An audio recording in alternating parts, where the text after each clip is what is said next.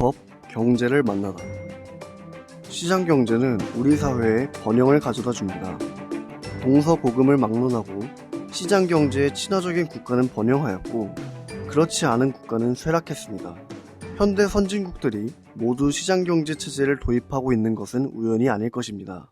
이 번영은 단지 물질적인 것에만 국한되는 것이 아닙니다.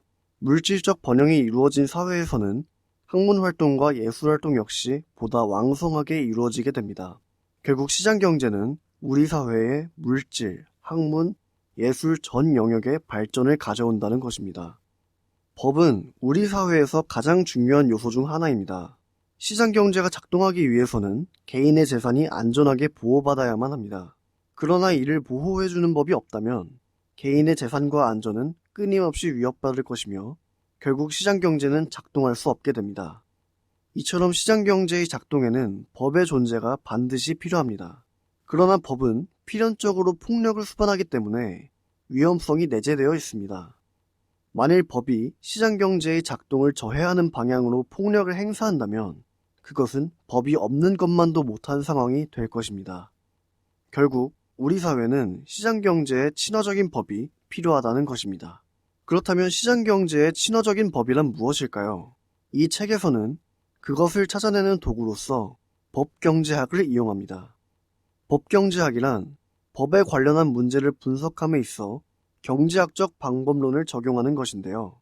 즉, 각 법률이 가져올 개인의 행동 변화를 예측하고 그것이 경제적으로 효율적인 상태인지를 분석함으로써 법이 바람직한지를 판단하는 이론입니다.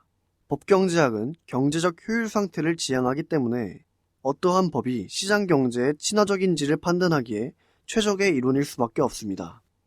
이 책에서는 먼저 소유권을 보호하는 법이 왜 필요한지, 계약의 자유를 보장하는 것이 왜 중요한지 설명합니다.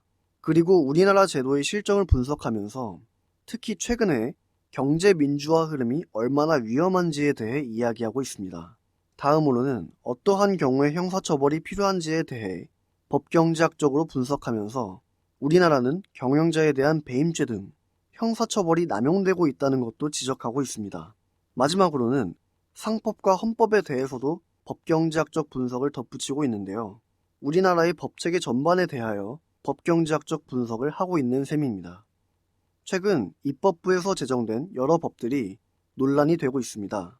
이는 이 법이 어떠한 결과를 가져오게 될지 또 어떠한 법이 바람직한지에 대한 고민이 결여되어 있기 때문에 발생한 일일 것입니다.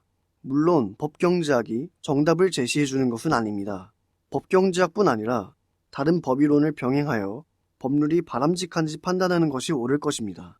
그러나 다만 법경제학을 통해서 어떤 법이 시장경제에 친화적인지, 따라서 어떤 법이 우리 사회를 번영하게 만드는지에 대해 알 수 있게 됩니다.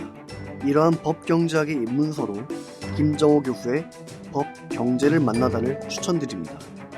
시장경제의 중심, 자유기업원.